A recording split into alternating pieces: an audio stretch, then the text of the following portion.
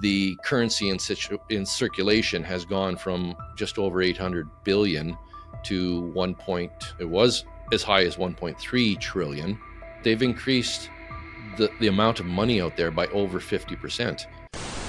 CMHC themselves says that we have a shortage of 3.5 million housing units currently right now in Canada. We don't have enough. We have a shortage of housing. That shortage is not just a current event. It didn't just happen recently. It's been happening for decades. The government wants to build by 2031, wants to build 3.9 million more housing units. And if you crunch the numbers, it comes out to about 560,000 housing units a year that would need to be built. There's a discrepancy of 300,000 units between what we're capable of building right now and what they want to build. My question is, who's going to build them? I'm Garrett Wong, and this is the Investing to Win podcast. How do you define success, and what does winning look like for you? Before this episode starts, I have a small favor to ask from you. 88% of the people that watch or listen to this channel did not subscribe. My goal is 50%. So if you've ever liked any of the videos or podcasts we've posted, if you like this channel, can you do me a quick favor and hit the subscribe button? It helps this channel more than you know, and the bigger the channel gets, as you've seen, the bigger the guests get. Thank you, and enjoy this episode. Dan, welcome to the podcast. It's great to be here. I'm excited. No, glad that we could do this in person. Many of our listeners may know that you're local, so I appreciate you making the trip. We are going to be unpacking from a couple of landlord amateurs here as much as we can, and I will preface this. I'll look directly at the camera when I say this, that anything that's said here is our opinion. It's not, it's just the opinion of a couple of landlords and how the budget may or may not be affecting our real estate industry. Mm-hmm. What I'm referring to, of course, is the federal budget that was just announced a couple of days ago. But before we get into that, I always like to have our guests kind of introduce themselves. And I when in the pre-show, I find your history really interesting. So I'd like to unpack that a little bit. So why don't you start from the beginning? Name, rank, serial number, almost like literally. Well, geez, where to start? How far back to go? I guess adult life. I joined the reserves 4 days after high school graduation. And it was a summer job, and did that for a few years while I was bouncing around trying to find a career. And where I grew up, central Okanagan, was basically the unemployment rate for 18 to 24-year-olds at the time was about 30% or higher. It was really bad. Basically, finding a job was a full-time job. It took me about 2 months till I landed a job, and it was working at a gas station. Yeah. So it was, so it's different than today. When you got a job, you hung on to it as best you could. But at the time with no university at the time, I couldn't find a career. Nobody was hiring for the trades. You needed to be a journeyman in order for them to bother hiring you, or even looking at you. Let alone a journeyman with several years experience was what they were looking for. So they weren't looking for apprentices. So couldn't do that. And so after 5 years of that, decided, well, I don't mind the military aspect. So I went to the recruiter and said, I think I want to do this full time, and but I want to travel the world. So they said, well, here, join the Navy. I said, no. Thanks. You got any other options? And they said, well, what do you think you want to do? I said, well, I know a guy, he joined, he was a pilot. Could I be a pilot? They said, sure. So they send you off for all the testing and come back. And well, your aptitude scores were great. No problem. The only problem is your eyesight's not good enough to be a pilot. And they said, do you want to be a navigator instead? I said, sure. Just one question. What's a navigator? So I joined and went through all the training and basic training and that for officer, and took that, passed the courses, got signed to squadron, and training. And finally, after about 4 or 5 years of training, I finally got my operational category and started flying, unsupervised to a certain extent. You're always being watched. So that, and made a career of that. Did that for, total time in the military was just shy of 30 years. Wow. So, and then when I knew I was going to be getting out of that, during that process, one of the things, to advance as an officer, they want you to have a degree. So, okay, I go back for a degree. But by that time, when I was going for my degree, I had done enough traveling around the world and saw, a lot of places we went to, third world countries, very almost destitute poverty. But I found the people were happier. And so it was it's always been a hobby of mine to try and, a side master's degree or something like that, or a doctorate, to figure out why. Because everybody seems to think that money will make you happier. There is the saying that money doesn't buy happiness, but look at what the lack of money will get you. It'll buy you a lot of misery.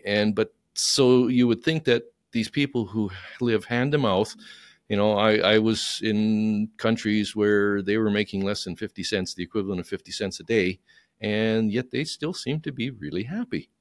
And so it's like, why? We have so much here in North America, and they have nothing comparatively. The standard of living is so much lower. Why? So it's always been a curiosity of me to try and figure it out. So I went and got a degree in economics, at the time, finance and business. And got that. So for the last 30 years, I've been studying finance, personal finance, and that. And then when I got out of the military, I was backtrack a bit here. I was a flight instructor in the military as well. Got to that. So I like instructing. I like teaching people.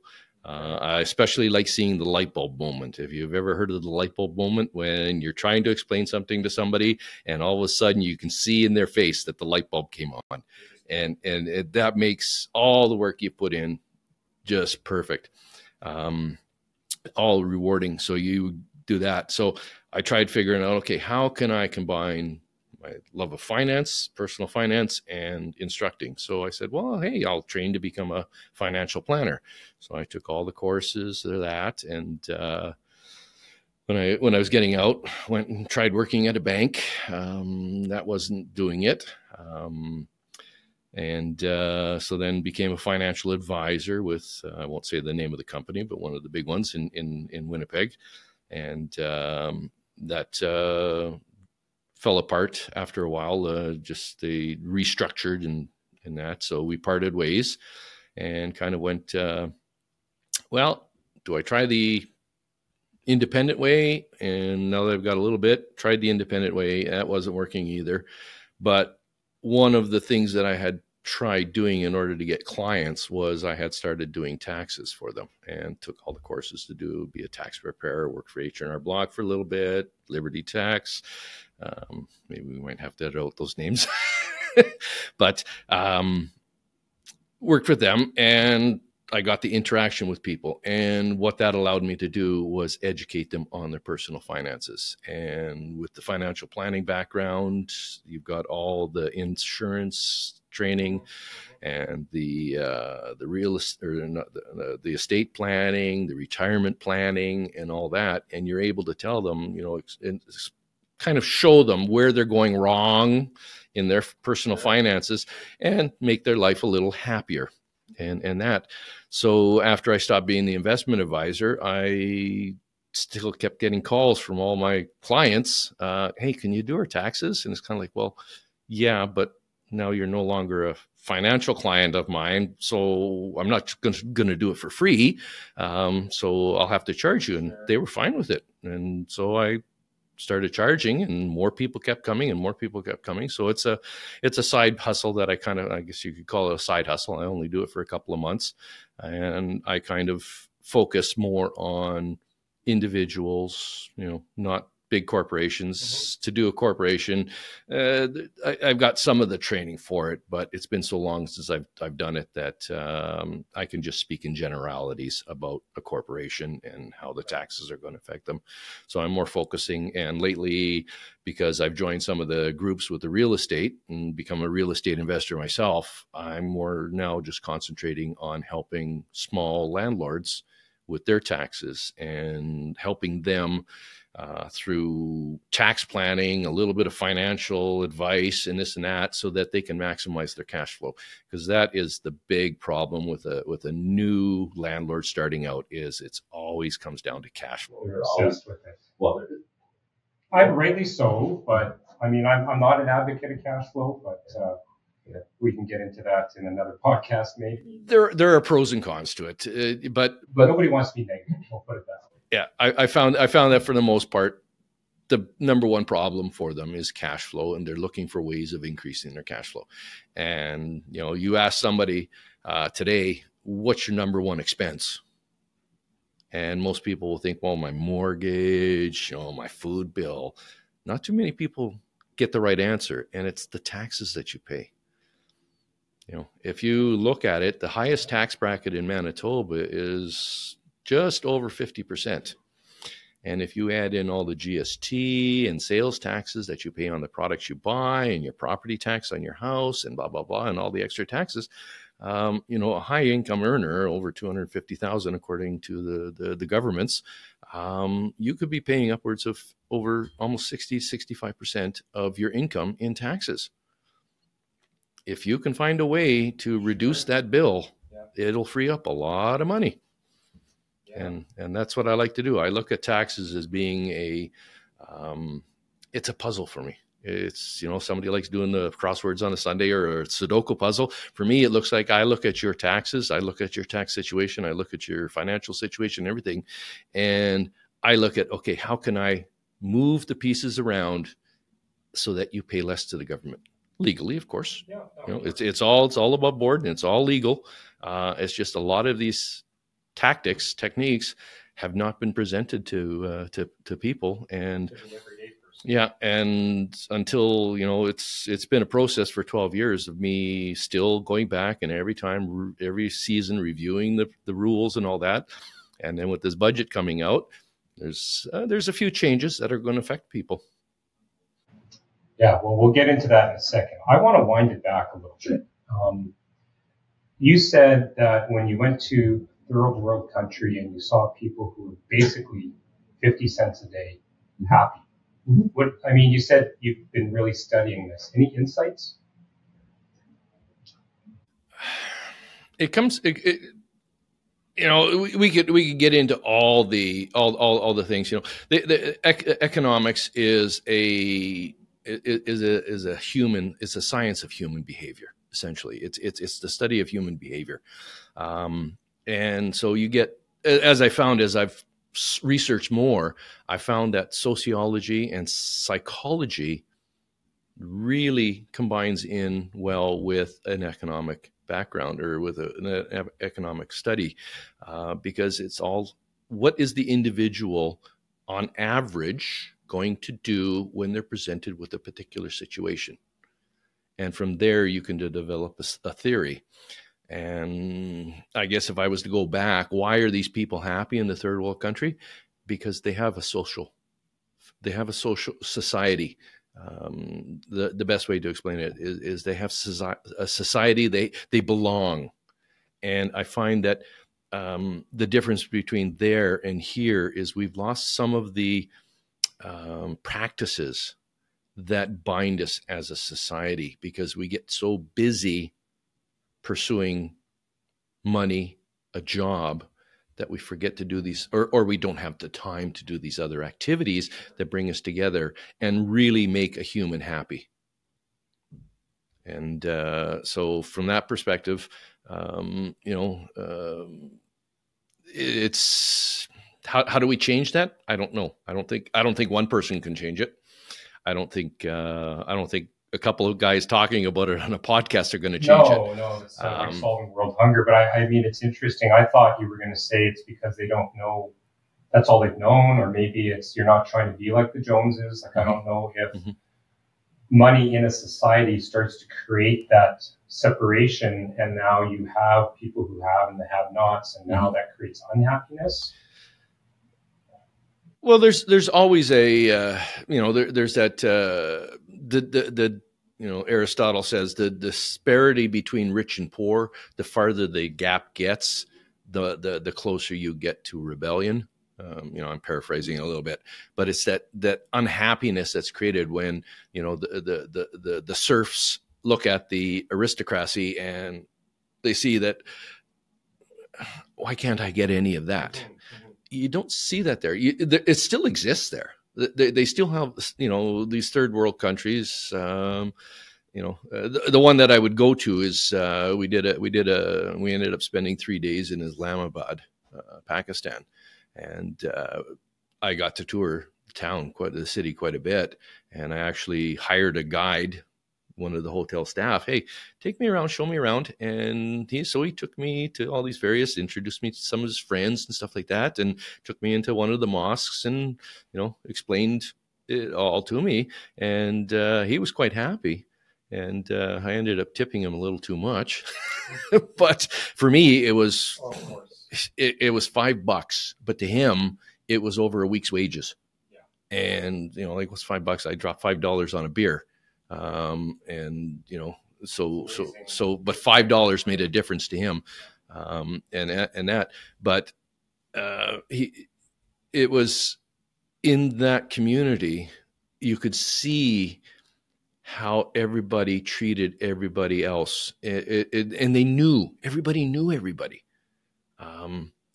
They weren't unaware of what was going on outside of, in the Western world, and that they knew what was there. They knew, this was 30 years ago. Cell phones weren't as prevalent, but they knew about mobile phones. People had the rich had mobile phones there. But it was, there was something else that made them happy. And it's hard to put your finger on it, what it is. I still don't know to this date. I've been looking for an answer for 30 years. I haven't found it. I'm getting closer. I think I'm getting closer. And it revolves around society and the sense of belonging and being part of a group. And if you're suffering along with the rest of the group, you tend not to worry about it. But I think a lot of it is coming down to is the idea of keeping up with the Joneses. People look at what somebody else has. They're not happy with what they've got, and they're envious of the other person, of what they have, because I don't have it, and they strive to get it. And it's that pursuit of trying to get something.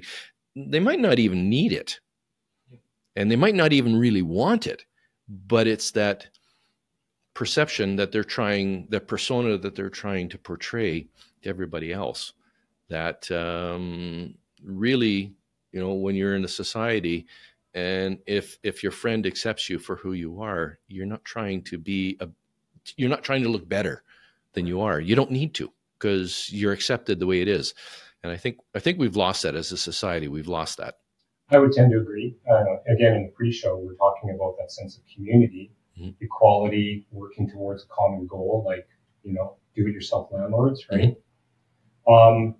Let's segue into that. You kind of said, I invest in real estate, but I also introduced you as a landlord. Tell me about your portfolio.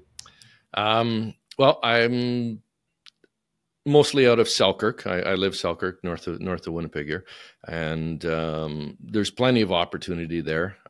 Yes, once in a while I see something that comes up in Winnipeg, but it's like, I don't want to have to travel. I self-manage my properties, so I don't want to have to travel an hour, 2 hours to go unclog a toilet, for example. And then, especially at 11 o'clock at night, get the phone call, hey, my toilet's backed up and it's the only toilet in the house, so we need it fixed. And it's like, well, last thing I want to be doing. I don't mind, I do mind at 11 o'clock, but I'd rather only have to drive 5 minutes to get to the property versus an hour and a half.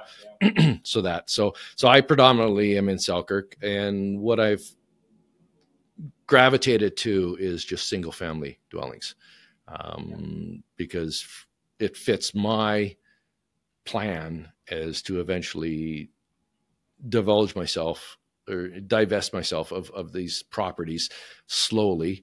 I'll just make a little quick comment. It's a good thing I did that, because with the changes in the budget, it's going to have less impact on me than it would if I had a larger property. So we'll talk about that later. But so that's what I've done, and what I've ended up doing through different life changes to my life personally, health issues and stuff like that. I've found that I need to become a little more physically active.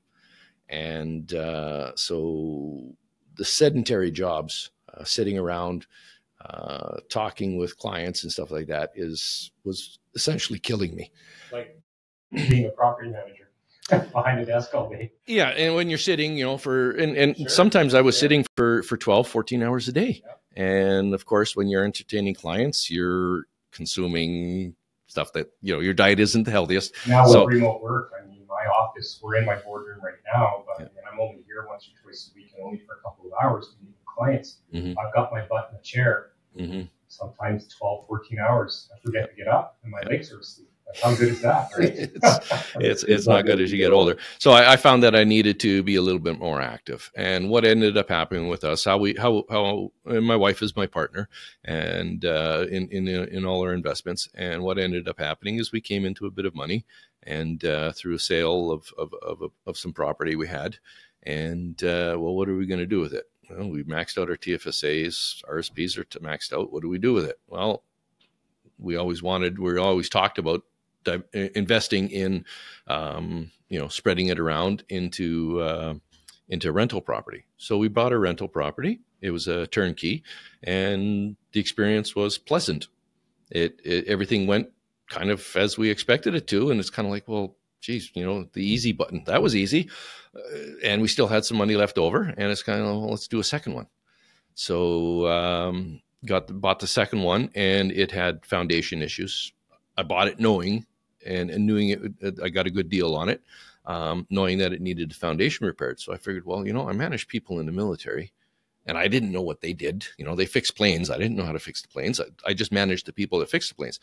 So how hard can it be to manage people that build houses, fix houses? I kind of figured it was, and really, it isn't much difference. The only problem is at the time trying to find them. Yeah. And we'll talk about this, finding contractors and construction trades as well. That's one of the things there. I couldn't. So I'm kind of sitting there going, I helped my father. He was a general contractor for his own houses and that. And, but back then trades were easier to find. And so he did it. I helped him a little bit, saw the process, and it's kind of like, well, I kind of know how to do it. And, YouTube was coming on. So it's kind of like, well, I can check, and I know other people. So I said, well, how hard could it really be? And you could lose a few $1,000s, but it was a risk I was willing to take.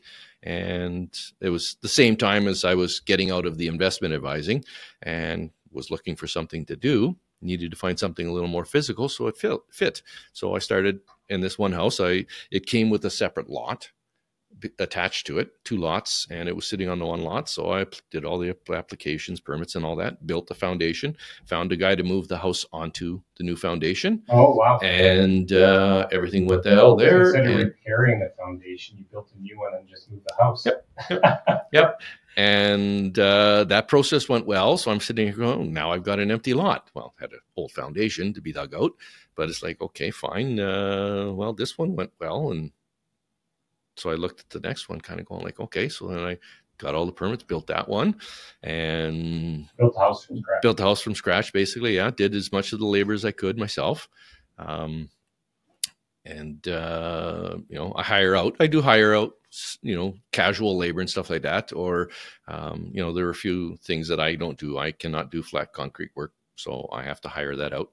I can't finish concrete. Even to this day, 10 years of building houses, I still can't do it.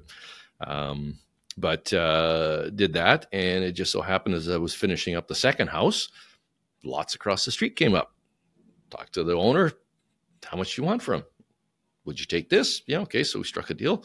Now I've got 2 more lots, and it just kept going from there. And so now that's basically what I focus on is I build a house a year, build it up, put a tenant in it, you develop for buy and hold.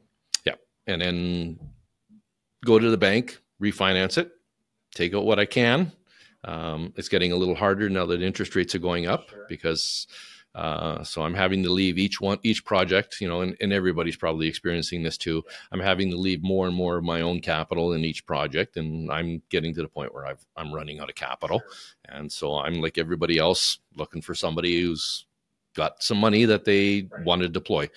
So that's what I do. And I've been loving it. I've lost 40 pounds since, and that, and just enjoy it. And you asked, and I'll put the point in here. You asked, like, what's my win? What's my definition of win? In this is, it's basically my definition of success is not stopping work, but enjoy getting up to go to work. So now my definition of success is I get up in the morning eager to go to work because I want to. I love going to work. I love what I do. I don't have to do it though. And that's the big thing is going to work because you want to, not because you have to. And so it's that. So that's I'm living the dream now. Well, they always say if you love what you do, it doesn't feel like work. Or I'm probably butchering that, but there is something out there. So it's for me, it's the absolute truth. No, that's excellent. I find it interesting that, I'm also a buy and hold person. I've done some flips, and I don't know whether it's our climate or I just don't have the patience for it, but I just like that I go into a property. I would love to do what you're doing, building from scratch, because renovating, sometimes fixing old things and making them new again isn't as good as just building from scratch. But nevertheless, having that buy and hold, there's something about it that I like, because it's just this long-term thing. I get to meet the tenants, they're in there, rather than this very quick, fleeting transaction. Why did you, have you flipped anything or ever built for the purpose of selling, like a house developer, I guess? No, I've never. Well, it's crossed my mind, and I do have one unit right now that I'm working on to sell off, but I had bought it 5 years ago now, with the intention. It came with a couple of extra lots, and at the time I was needing lots to build on because I was expecting that I'm going to continue doing my build, buy, and hold, or buy, build, and hold process indefinitely. So I needed lots. And so these lots came up, the house was on it. It just so happens at the same time, another set of lots came up, and I'm kind of going like, hey, the price is so good, I can't say no to it. So I bought these lots, the two. This one, the first one, had a house on it. So I put tenants in it, and they were paying the bills. I wasn't making anything off of it, but I wasn't paying anything. So it's like, okay, well, that can sit indefinitely. These other lots that I bought, they're not making me any money, and they're costing me, whatever capital I put into it. It was an opportunity cost. So it's like, okay, I got to work on these ones first. And so this first one sat there. It was an older house. I was slated, I was going to demolish it and build on the 3 lots. And it turns out that tenants have stayed in it so long, and the market has gone up so much that the house is worth too much to demolish now. Crunching the numbers, if I fix it up and sell it, I can make more of a profit than building and holding and putting a tenant in. If I look at it from a 5 to 10 year period, longer term, I'd probably make more. But the idea is, you got to keep your money cycling a little bit, and because you've always got to keep your options open. And that's part of my philosophy when I coach people, or if I talk with them, is when you're making decisions, financial decisions, you want to keep as many options open as you can. And like the old saying, when you close a door, a window opens. Well, you want to be able to close the door and have 2 windows open. And you don't want to make a choice where you close a door and nothing opens, to use the analogy. And so from this, for my personal situation, doing this gives me more options than if I was to demolish it now and build another house on it. Well, you went into it with 2 different exits. I mean, nothing wrong with that. It's very smart. Yeah. So that going from that, so that's the only one that'll be the first one in 10 years. Well, congratulations on building up a portfolio. Already learned tons just from talking to you. Let's transition into the B word, the budget. Oh. So we talked about this in pre-show. So what I did, audience, was I actually found the budget document and I actually fed it into ChatGPT. And then I said, ChatGPT, in my prompt, analyze this for me and tell me how this is going to look with respect to rental property owners. Okay. Now, I'm just going to read out the titles that came out here, not the smaller details. So it said, okay, it introduces several measures that will impact rental property owners in Canada. Here's a summary: increased housing supply, tax changes, zoning and regulatory reforms, tenant credit for rental payments, support for first-time home buyers, flood insurance and anti-fraud measures, infrastructure and community investments, long-term market trends, economic growth and inflation control, and energy efficiency and upgrades. I don't know if that's everything, because certainly what I've seen in the news would prompt me to reach out to you based on some of the responses that we're seeing on social media. I thought it'd be really good to have a couple of landlords, again, qualifying that this is not tax advice, looking at the camera, just to, how is this affecting the everyday Canadian landlord? Where do you want to start? What's the first thing that came out when thought in your head when you started reading or hearing about the budget?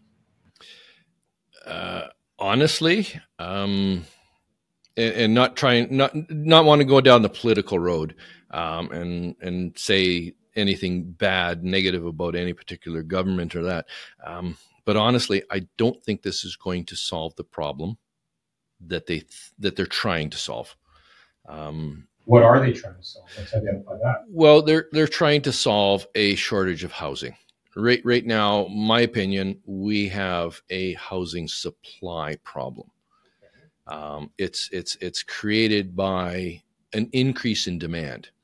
Simple economics 101, you increase demand without a subsequent or a corresponding increase in supply, and you're going to end up with disequilibrium in if we want to. Did you just not say that we have a supply like an excess, or you're saying we have a supply problem, meaning we don't have enough? We don't have enough. Okay. We have a shortage of housing. Okay. That shortage is not just a current event. It didn't just happen recently. It's been happening for decades. In my opinion, it's been happening. Some of it can be, I believe some of it can be attributed to, like when I came of age, graduated high school and I did try to get into the trades. I had applied for a couple of apprenticeships, didn't get them, or couldn't find anybody who basically you're saying, hey, I'll even work for free. I'm living with my parents. I'll work for free. Just give me a chance to show you what I'm worth. And it didn't happen because there just wasn't a demand at the time. Now with population growth, we can look at the demographics and the reason why we've got such a large cohort of people wanting to purchase houses, wanting housing through immigration, actual population growth and whatnot, or natural population growth from, just kids being born in Canada. And now they're of an age where, we've got the baby boom echo. The baby boomers were, our grandparents and whatnot. My grandparents. And now that they've gone, their children, 30s, 25 to 30 to 40-year-olds now, the baby boom echo, they're coming in. They're a large cohort of the population, but 25 to 40-year-old, that's typically when you buy your first house. Sure. You get married, you have kids, you need a house, you want a house to live in. So that's creating the demand, immigration, creating the demand. But what happened, started towards the end of the 80s, early 90s, as I was in my 20s, it was kind of being poo-pooed that, you don't want to go into the trades. You don't want to go into blue collar work because that's low. I still, to this day, hope my mom's not listening to this podcast. Mom, I apologize. But no, in all seriousness, she always used to use the term blue collar, white collar. And you grow up with it. I think our own generation, we're almost relatively the same age. And right now, it just seems so offensive to say blue collar. Right? Yeah. My parents were the same. They said go to university. They were so disappointed when I dropped out of university the first time. They were very happy when I finally did get my degree. But at the time, it was get a degree, get a good job, get a white collar job, and work in an office. My father basically told me, he says, get a degree, and then if you want to go work at a trade, go ahead, because then you'll have the degree to fall back on. That was his exact words. Yeah. Not saying, but that was kind of what he was taught as he was growing up. So but that was the prevalent attitude amongst the population a lot. But the thing is, though, is what ended up happening, we'll cut to the chase. What ended up happening is there became a shortage of skilled tradesmen. And so, and if you go back, and even CMHC, government agency, if you go back and check the government, you don't have to trust me on these numbers, but we've been running a shortage of housing builds and all types, single family, apartment buildings, condos, every type of building, of about 50,000 units a year since back to the 2000s. Wow. And it's just cumulative, and it keeps building on it. And, when it first comes out, 50,000 short, and it wasn't 50,000, it starts off at zero and slowly builds. But since about 2002, 2004 area, we've been running about a shortage of about 50,000. We should have been building 50,000 more houses a year. Now, what's happened over 20 years is that 50,000 has grown with population growth and with immigration and just more people coming in. CMHC themselves says that we have a shortage of 3.5 million housing units currently right now in Canada. The budget came out, and the government wants to build by 2031, wants to build 3.9 million more housing units between now and then. And if you crunch the numbers, it comes out to about 560,000 housing units a year that would need to be built to reach that goal by 2031. The thing is, though, is the latest statistics from CMHC is we aren't even building 275. And the government, with their own measures from this budget, wants to build 570,000 a year. They want to more than double it. And there's a discrepancy of 300,000 units between what we're capable of building right now and what they want to build. My question is, who's going to build them? Right. Who's going to swing the hammer? Who's going to be the electrician? You still can't. Yeah, those are skilled trades. You can say all you want as a politician. Say we're going to do this, but when the rubber meets the road, my question is, who's going to do this? There's nobody to do it. We can barely. Well, that lag effect. It's like healthcare. Not that I'm going into healthcare.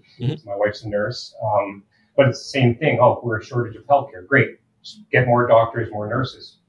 Well, the lag time. Yep. Even if you just say, "Hey, you don't even need a high school degree," I'm just going to put that out there or something like that. It's still going to take 3 or 4 years for that to happen. What do you do now? It's not going to satisfy that. And a trade is at least 2 to 3 years plus apprenticeship. So, this current government and their budget's going to be gone before they even are capable of doing that for 4 million houses. Yeah.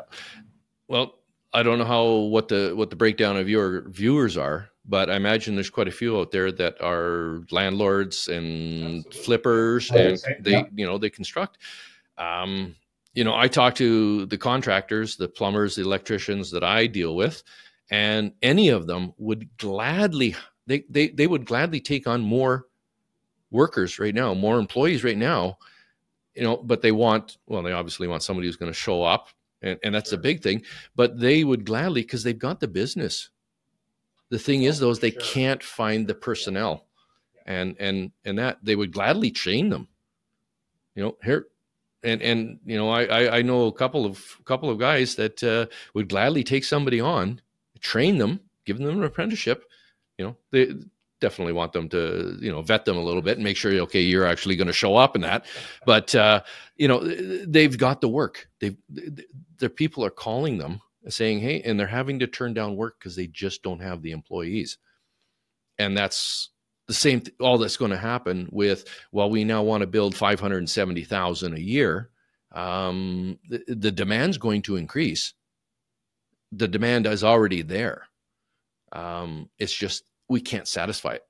Well, I just have a thought in my head, being a property management professional. I go to conferences all the time in the US, and the two biggest components they have, they're obviously trying to find qualified staff. The other component, especially in some of the Western states, they can't get a contractor, period. We're quite fortunate here. I find anyways, at least with my list of contacts, that I can make phone calls and get people to repair our properties. What's going to happen if and when a contractor who specializes in repairs is all of a sudden, maybe, I don't know how the government is going to build all of these houses, even if they throw a pile of money at it, other than incentivizing somehow. So I believe with the current contractors, let's say that you lose 40% of your repair type contractors to do new houses. That's a completely different facet, right? What are the other people who have existing housing stock, homeowners, landlords, property managers? Now there's going to be another hole here. You're just basically moving around a cohort, to your point. How do you fill that void? It takes years. Yeah, I hadn't thought of that point you said there, that they're just going to steal from one, rob Peter to pay Paul kind of sense of thing. And now there's going to be, the shortage for us. Yeah, it definitely is food for thought. Getting back to the budget, though, I don't see anything in here. To me, it's a lot of it's a lot of wishful thinking. I'll give them the benefit of the doubt. Their heart is in the right place, but they haven't come up with a plan. Right. Okay, how are we going to implement this? How are we going to make this happen? Just throwing money, like you said, just throwing money at it isn't going to do it.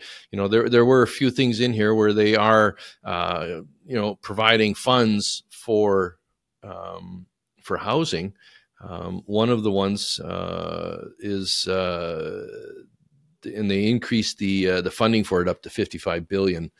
It was one of the ones, but they're wanting to increase, or they're increasing the funding up to $55 billion. They made the announcement that they topped it up by $15 billion to defray some of the costs, or to provide low cost mortgages, loans for developers to build buildings.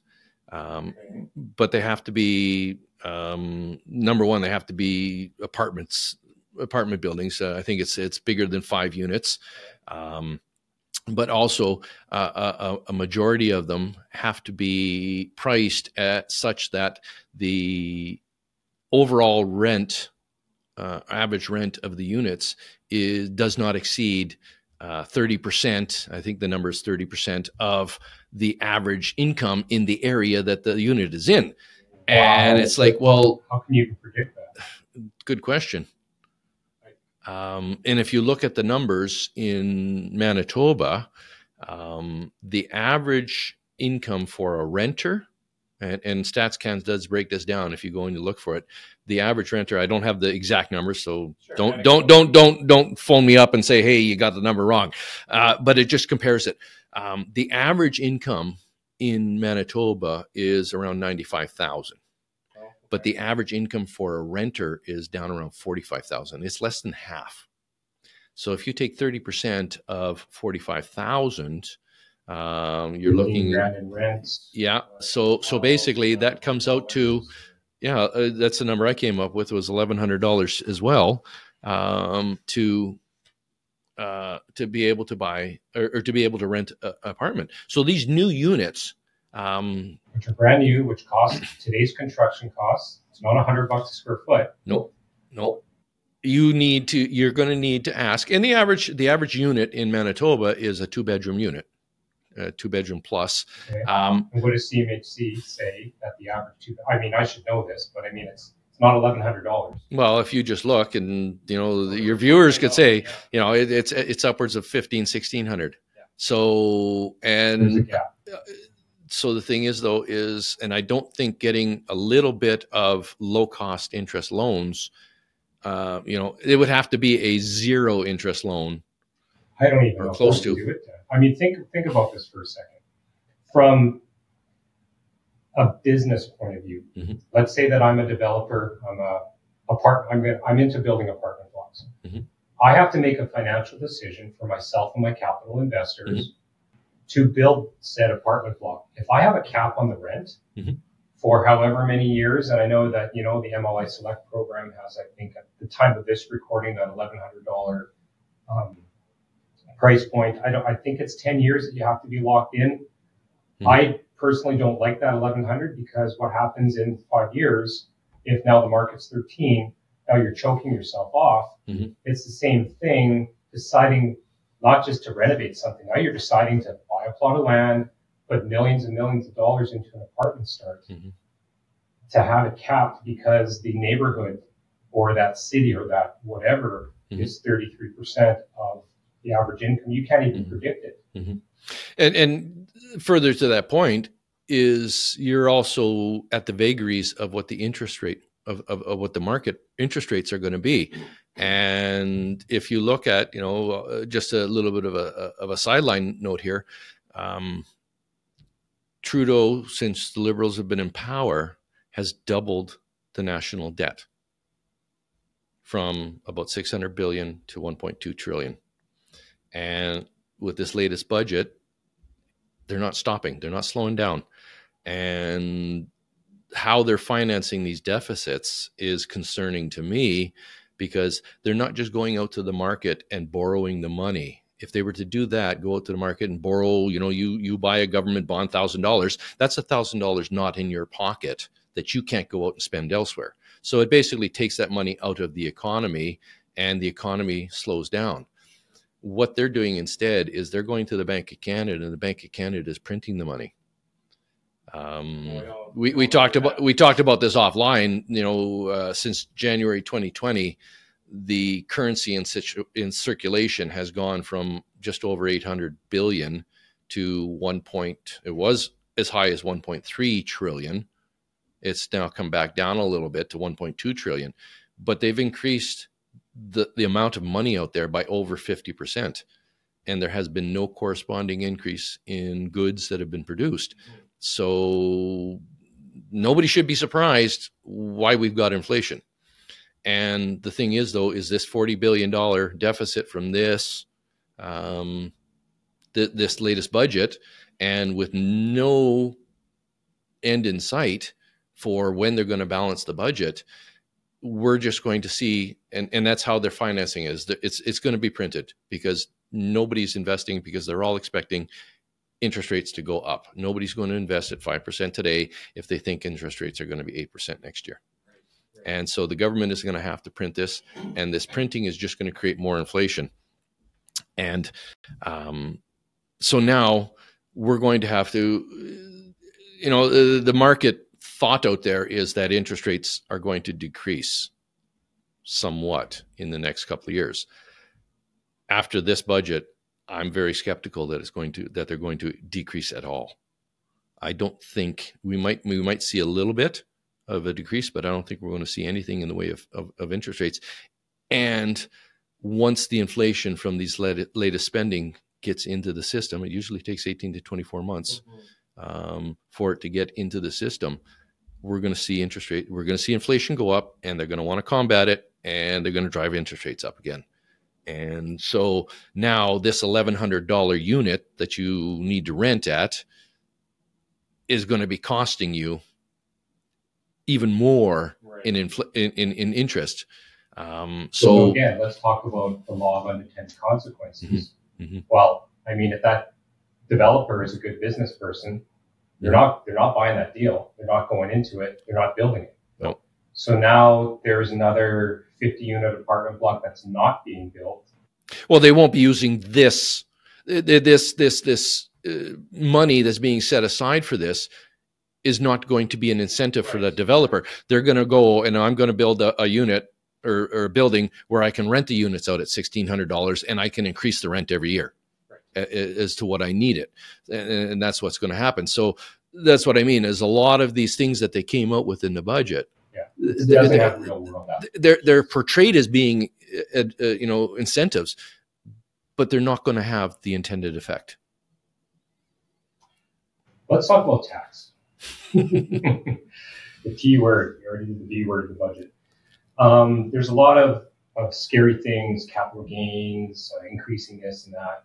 Can you, in your interpretation of it, break down, let's start with what capital gains tax is, and then we'll talk about what it currently is right now and what they've increased the tax rate to. Well, there's three types of income that anybody can make. First off is employment income. You go and you work for an employer and he gives you a paycheck and you get a T4 slip at the end of the year. That's employment income. It's taxed at, and they're graduated, but it's predominantly taxed at the highest rate. Next comes dividend income. You own shares in a company, or you own the company yourself, and instead of paying yourself a salary, or if you're the investor, you own the shares, you get paid a dividend. You get paid a share of the after-tax profits of the company. Sure. So a company, corporation has already paid tax once at the corporate rate, whatever that may be. Mm-hmm. Now you're paying a second rate of dividend. Yep. But arguably, it should be less than if you were taking the money out personally. Well, the amount of money that, or the amount of tax that you pay as the dividend as the receiver of the dividend, is less than if you had received it as employment income. Right. However, usually on average, in general, the amount of tax that's paid on the profit that the company has to pay and then you have to pay on the dividend is about the same as employment income. Sure. Okay. It's about the same amount. It's just, so they get their share regardless. It's just you don't have to pay it. Oh yeah. No, the government is not gonna give up a chance to take money from you. And then the third one is a capital gain. And capital gains for the longest time were never taxed. You could sell an item, you could sell a share in a company, and if you made a capital gain profit on it, you didn't have to pay any tax on it. It was, here you go. But then in their need for more money, they started taxing it. The reason why they don't tax it at the same rate as they do dividends or income. Right now, capital gains are taxed at half the employment rate. So essentially, and the way they do it is they say, okay, you make $1,000. Okay, take 500 of that, set that aside. You don't have to pay any tax on it. That's yours. Keep it. The other $500, you have to take it in as if it was just employment income, and you pay the taxes on it. So it adds onto whatever you were making as a salaried employee, and you pay tax on it. And it might put you up into the next tax bracket. So you pay it at your marginal rate. The reason why they came out and they said, we're going to tax it at a different rate is they acknowledged that the government creates some inflation. And capital gains, a lot of the capital gains, especially if you look at a house today, like what changed in the last 5 years to make a house, a $250,000 house, $300,000? That $50,000 is treated as a capital gain. But what happened in the last 5 years? Mostly inflation. Well, unless you've improved the house, but then it'd be more than 50. But if you did nothing to it, if you did nothing to it, it would still increase by 50. You would have it, and that would be considered to be a capital gain. So the government, when they started charging tax on capital gains, they acknowledged that a portion of the gain was due to inflation, which was their doing. So they said, okay, we'll give you a break because we want you to keep the value, as much of the value of the increase as you can. Because if they tax it at the full rate, that $50,000, a lot of that is because of inflation. And this hypothetical 50,000, a lot of it is because of inflation. That $50,000 today won't buy you as much as it would have 5 years ago, 10, 15, 20 years ago. So that was the whole idea behind why there was a different tax rate for capital gains. Now what they're going to do is they're going to say, okay, we're going to increase the amount because they want everybody to pay their fair share. So what is the current capital gains tax rate? Well, it's works as an inclusion rate. So right now they want you to include 50% of the capital gain into your income. And then you get taxed at your marginal rate, which is dependent on your total amount of income. So let's break this down for myself, but I'm going to say for my listeners as well. Maybe they're understanding it more than I can. If I have a house that I bought for $100,000, and let's pretend that I haven't fixed it up because I don't want to muddy the waters with expenses and write-offs. Yep. And it is just for easy math. I sell it for $200,000, so I have a $100,000 gain. What am I being taxed on out of that $100,000? Okay, that $100,000, what they say when we do the taxes is we take half of it, and just so half the gain. Half the gain. You don't have to pay any tax on it. Put it in your pocket. Go have fun with it. So I have 50 grand out of my 100 profit. Yep. Great. That's in my bank. The other 50 I'm getting taxed on. Yeah, you on your tax return, we included it along with any other income you've made. So say you are an employee and you're making $75,000. Now that $50,000 comes in and you are going to get taxed on $125,000. Okay. And depending my personal tax rate. At your personal tax rates, but we have a graduated tax scale that the more you make, when it bumps you up into a higher tax bracket, you pay tax on that higher amount or that portion at a higher rate, not the whole thing. Yeah, you don't get bumped into a higher tax bracket from 25 to 49, and now all of a sudden your entire income is just that portion that's over and above that bracket. In Manitoba, and I don't know the exact number, but basically for the first $40,000 of taxable income, you're paying at about 25.8%. 15% federal, 10.8% provincial. Okay, you go above 40,000 and it's around 60,000. Again, don't quote me on the numbers. These are just generalities for the sake of the argument. So from 40 to 60, the federal tax rate goes up to 20.2. I think I'm trying to remember, but the provincial tax rate stays the same until 60,000, but then goes up to 12.5% after that, up to 80,000. And so, but between 40 and 60,000, you're paying the equivalent of about 33% on that amount that's above 40,000. And each time you hit one of these thresholds, the tax on that portion is more than. So, and they call it the marginal tax rate. And basically the way to think about it is if you were to earn one more dollar, how much tax would you have to pay on that one more dollar? The highest tax rate in Manitoba is around 52% and that's above 250,000. So if you earn $250,000 and $1, that $1 extra, you would be paying about 52%, 52 cents of tax. Would be the slightly lower bracket. Yeah. See, maybe I've been misunderstanding this all these years because I always sort of calculated in my head that it's about 50% on half the gain, which is about $25,000 of capital. Like that's kind of what I programmed in my brain. It all depends on how much other money you've made. Right. And, we've been discussing on the social on the social media platforms, and I've been kind of voicing my opinion because it's tax time and all that. A lot of people have been saying that, they don't want to claim depreciation expense because, well, then I'll just have to pay it later. The whole thing behind taxes is you can't get away from paying the taxes, but what you can do is you can choose when to pay them. And depreciation expense is a very useful tool to help you decide when you want to pay the tax. Because you can, with depreciation, you can defer the tax. Say you make $10,000 of net income on your rental property. I'm just throwing a number out here. Ease of numbers. If you're able to depreciate and use depreciation expense to get that down to zero, if the $10,000 was all the income you had that year, then you would be paying 25, let's call it 25%. It's a little bit more, but 25%. So you'd be paying $2,500 tax on that $10,000. Now, if you use depreciation expense to get it down to net zero, you still got the $10,000 in your pocket. Depreciation expense is just an accountant's term that the government allows you to factor in the fact that the building is slowly wearing out. You're going to have to replace it. You're going to have to do the shingles. You're going to have to do the siding and all that. But if I bring my profit on my paper, on my taxes, down to zero, I don't have to pay that $2,500.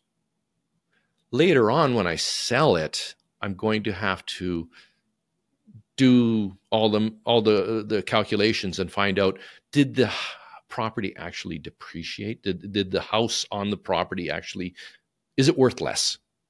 Did I depreciation expense is an estimation. I'm estimating this is how much value of the house is going to decrease. What usually ends up happening is the house doesn't decrease at all. It actually, despite the fact you do nothing to the house, it's still going to be worth more in 10 years than it is today, despite the fact you did nothing. And it did wear out, but it's still worth more than so the thing is, they're going to want you, okay, this expense that you estimated, well, you estimated wrong. We want it back. But you don't have to pay it back until you sell the property. So if you never sell the property, you never have to pay the tax owing on that $10,000. So the question... Let me back up a second, just so I can... I'm really about trying to clarify this. $100,000 rental property. Yep. Depreciating, let's say I'm going to say 10% because it's a standard thing. I'm going to depreciate it by 10%. So that means now that I've written off 10%, the property is quote unquote worth, and stop me if I'm incorrect, but it's now worth $90,000 on book value. On book value, yes. Okay. Okay. And if I go ahead and next year I sell it for exactly what I paid for it, because I've depreciated, there's a gain of $10,000. Is that accurate? There's a book gain. Okay. Because you still paid $100,000 for it.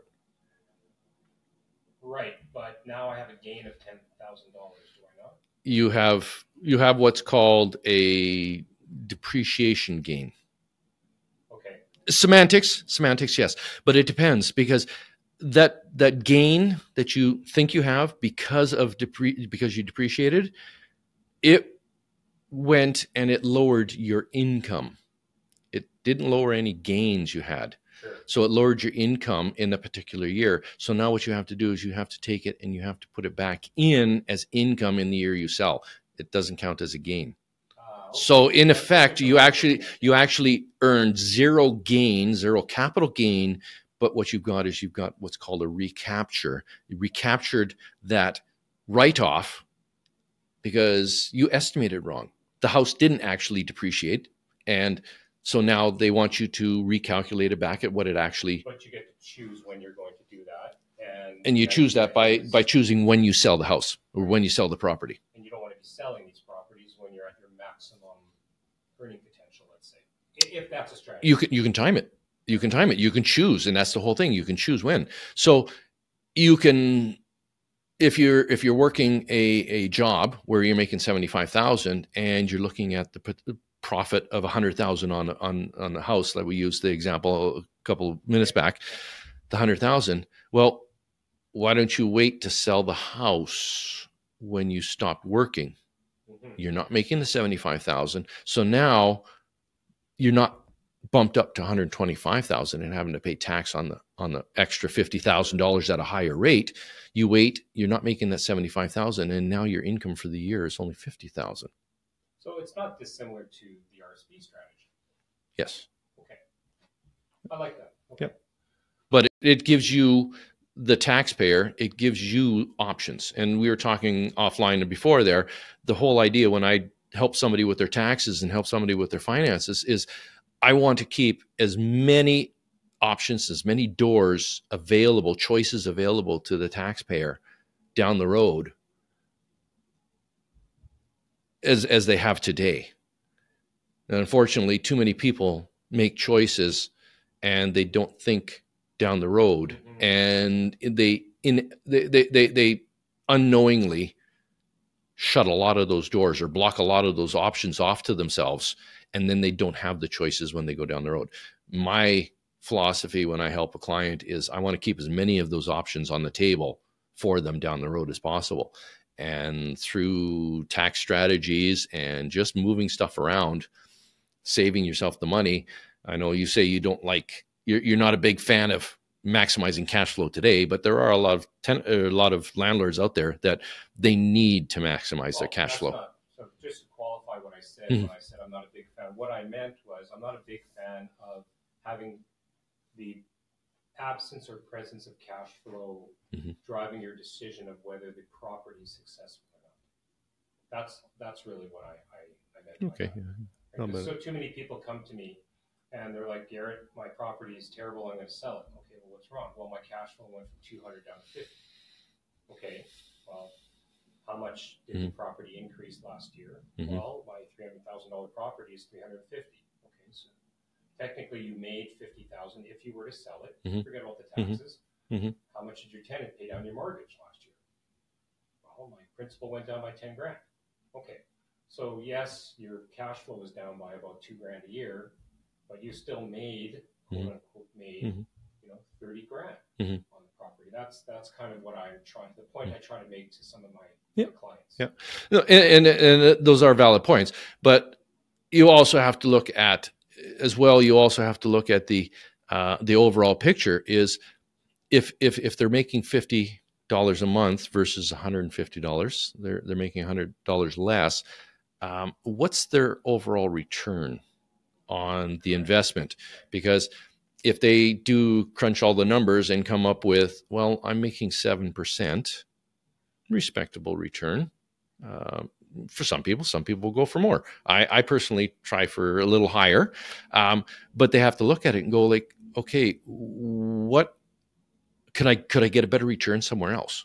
And then that might be the motivating factor. Yes, okay, it's time to sell this. But then they also have to look at all the other things. Okay, what's my tax hit going to be? Because you have to look at after tax. And, we're talking, the budget came out with this new thing of we've got to, or they're going to increase the capital gains inclusion rate, which will actually increase the amount of tax you have to pay on your capital gains if they're a certain size or bigger.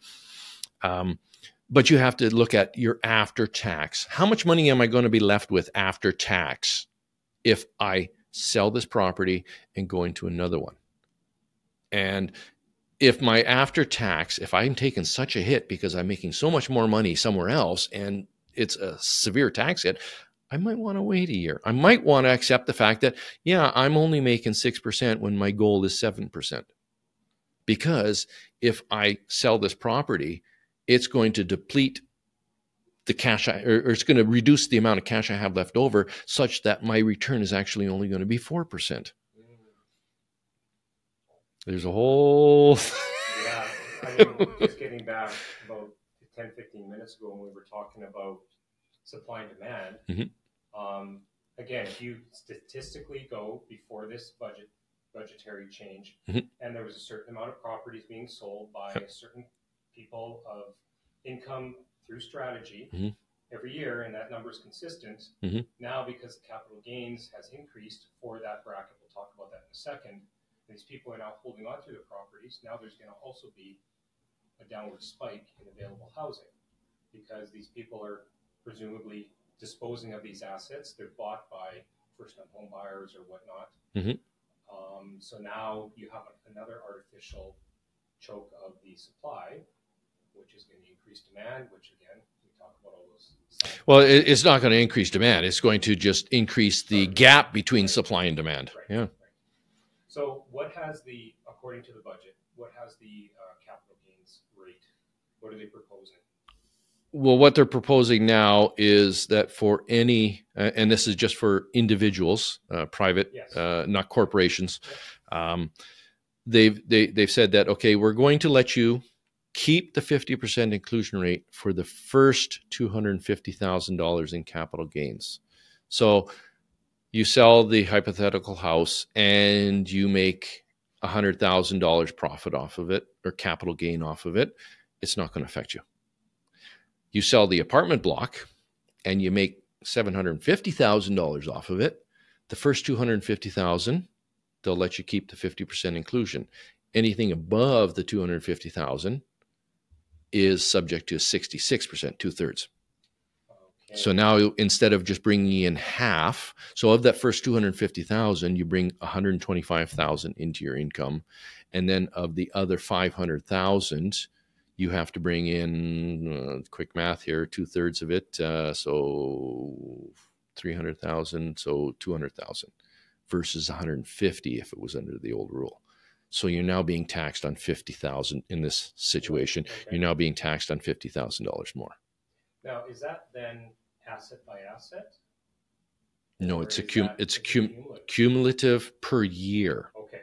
So you sell one house a year, and it resets. You get a fresh start at the $250,000.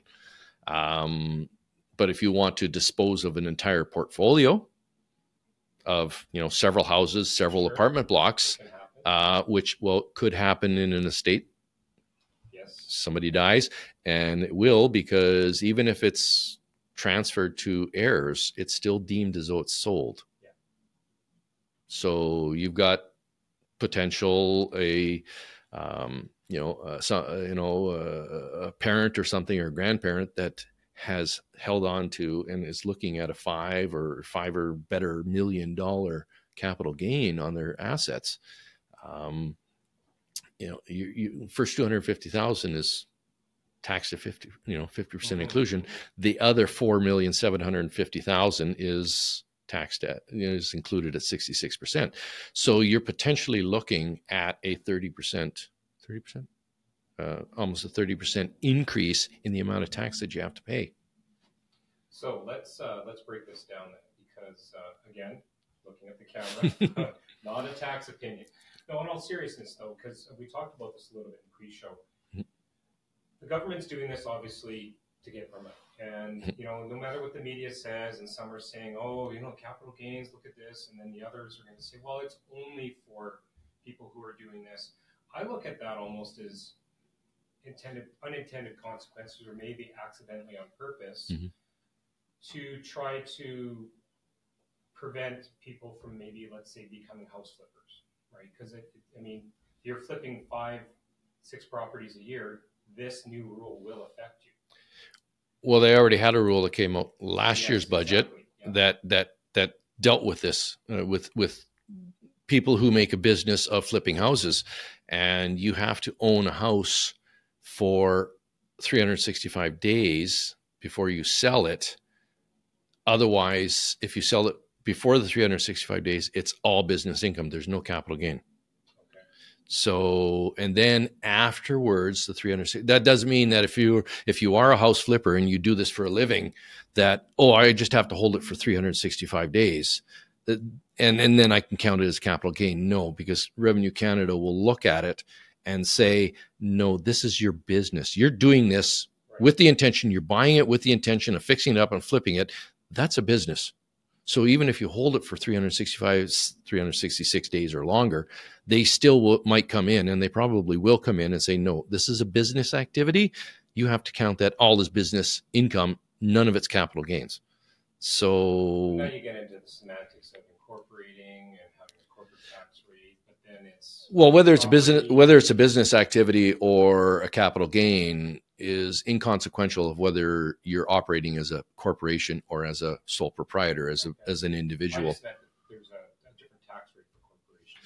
There is. However, however, this activity would still, if it's in a corporation, would still count as business activity. The amount of money that you're left with in your pocket at the end of the day is going to be the same, whether you do it as a corporation, whether you do it as an individual. So there aren't where it might become advantageous to do that is if you own the property in the corporation and sell it with the intention of buying another property. Because then if you were to do it as an individual, sell a property, you would have to pay capital gains on at your marginal rate, which could be 50%. If it's in the corporation, and this is not tax advice, it depends on the situation, you would only pay 9.5% is the small business tax rate. And there's depending on how much the business makes and whether it qualifies. So now, instead of paying potentially 50%, because that's your marginal tax rate, you pay 10%. Let's call it 10%. So now you're left with more money that you didn't pay in tax so that you can go out and buy the next building. Right. But if you leave that money in the corporation and don't do anything with it, just invest it passively, it now gets taxed. $1 gets taxed at the highest rate. And it becomes complicated. I don't want to complicate it too much that way, but that's about the only, for small landlords, that's about the only advantage that I've been able to identify myself as to why you would want to incorporate. Okay. Let's take ourselves out of that rabbit hole. Sure. That question is asked so much on social media. Yeah. Let's get back to the capital gains. Mm-hmm. So $250,000, they've taken this away. How is that going to affect us as rental property owners and housing in general for our supply and demand, in your opinion? Small-time owners like you, me, that have, like for me, I personally own small single-family homes. I don't think it's going to affect me at all, if any. But for some, unless you decide to sell the whole lot. Unless I decide to sell the whole lot at the moment. Because each of my houses currently right now, it might be different in 10 years. I might be looking at more than $250,000 gains if this law still exists. Yeah, they might be worth $75,000. They could do that. Another party might get in and just negate this, and it's happened before. The last time they raised the inclusion rates back in the 80s, 90s, in my opinion, it was a contributing factor to a very severe recession. Anybody who remembers the late 80s, early 90s? 14, 15% interest rates. Yeah. 20% interest rates. I mean, well, that was the beginning of the 80s, but we experienced from 92 to 95, we experienced a very severe recession in Canada. A lot of that was because of the introduction of GST, which again, we can point out the fact that interest on the federal debt has gone up. Was back in 2020 was about $20 billion a year was what they were paying in interest in the federal debt. According to the latest budget, it's $54.1 billion.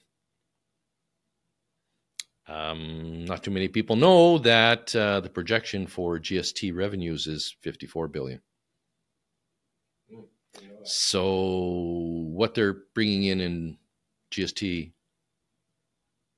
tax charges is just paying the interest on the debt. And now they've added another $40 billion to debt.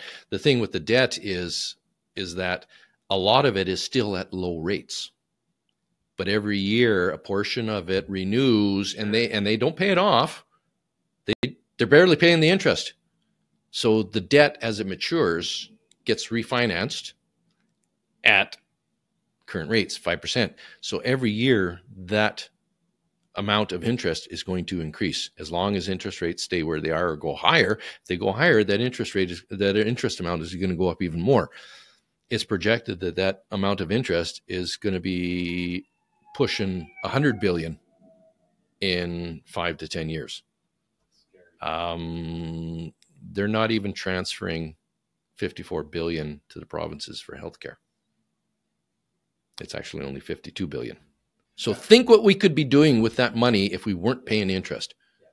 But a little known fact that people don't realize is that the government of the day, when they brought GST in, it was intended that everything that they made off of GST was to go to pay the debt off. I remember. And now it's barely paying the interest on the debt. We should be upset. Yeah. Okay. Well, So getting back to the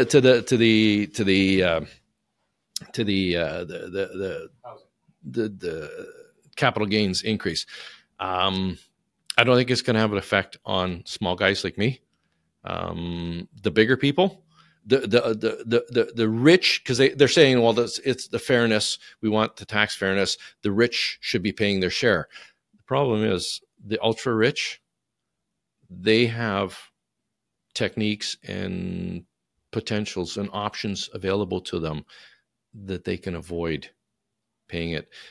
Trusts and estate freezes, if anybody knows about it, can defer the essential sale of the asset to the next generation. So the ultra rich on this, and people who have estate freezes in place, there might be some in your audience that have estate freezes in place, it's not going to affect them, because in a sense, they're not selling when they die. Because when you die, it's deemed that all your assets are sold, and when they're passed to the next generation, there are techniques in place, tax avoidance, perfectly legal, that are in place that you can defer any tax implication to the end of life of the next generation that inherits it. So they could be they're wanting money now, and it's potential the people that they're targeting aren't going to pay it for another 75 years, possibly 100 years. So that's what I was saying when we started is that I don't think that these measures are going to achieve what it is they want. The people that are going to be hurt by this, people are going to be looking at it and going like, okay, do I want to invest in something where I might have to pay 30% more tax on my windfall when I sell it, or my profit on when I sell it? Do I want to invest here? Or do I want to go somewhere else, i.e. internationally, and invest there where I'm going to where my money's going to be treated a little nicer? Mm-hmm. And if that's the case, which I suspect there will be some, we're going to get less investment in Canada. And that's one of the contributing factors to the recession that we had back in the 90s. We know that. It was attributable to the change because in the late 80s, early 90s, they changed the inclusion rate. And it bumped it all the way up to 75. I won't say which party was in power when they did it, but it's very familiar to everybody. The thing is, though, is they increased it to 75%, and we experienced a recession shortly after. The only thing is, though, is you probably won't see the effects of that recession for another 2 years, or possibly longer, long after the next election is going to happen. I know we don't want to get too political about this, but again, I don't think any of these measures are going to achieve what it is they want. They're projecting that they're going to be getting, I think the number is 6.9 billion from this increase in the capital gains inclusion rate. I think what's going to happen is a lot of people are going to say, I'm not going to sell right now. The rich people who this is targeted for have already figured out a way that they're going to avoid paying that for a considerable time. So I don't think we're going to see the 6.9 billion. I don't even think we're going to see half of it materialize. Well, that's a great place to stop. It's fascinating how many rabbit holes you can go down. You kind of already answered it, but I'm supposed to ask the question because it's my podcast at the end. So I'm going to re-ask it anyways. You can answer it the same answer. But, Dan, this is the Investing to Win podcast. How do you define success, and what does winning look like for you? Well, I said it, and I'll say it again, is getting up in the morning and being eager to go to work, wanting to go to work. I do, don't get me wrong. I can be a workaholic sometime, and I do like spending time with my family. But for me, the idea of success is I go to work because I want to go to work. I enjoy it. I have fun. To me, it's a game. Just and money is the way of keeping score. But yeah, no, if you find, the old proverb, if you find a job that you love doing, it's not a job. It's a game. It's fun. And so you're one of the few who can say that. So that's awesome. Congratulations. Thank you. Yeah, I'm willing to pass along my knowledge to anybody who wants to try and mimic what I've done. Okay. Well, we'll put your contact info in the show notes. Those who are local to Winnipeg know who you are. I wanted to thank you on behalf of the audience and our community in Winnipeg, because you always are willing to lend a hand, especially in advice. And thanks for coming by the studio today. Thank you. I enjoyed it.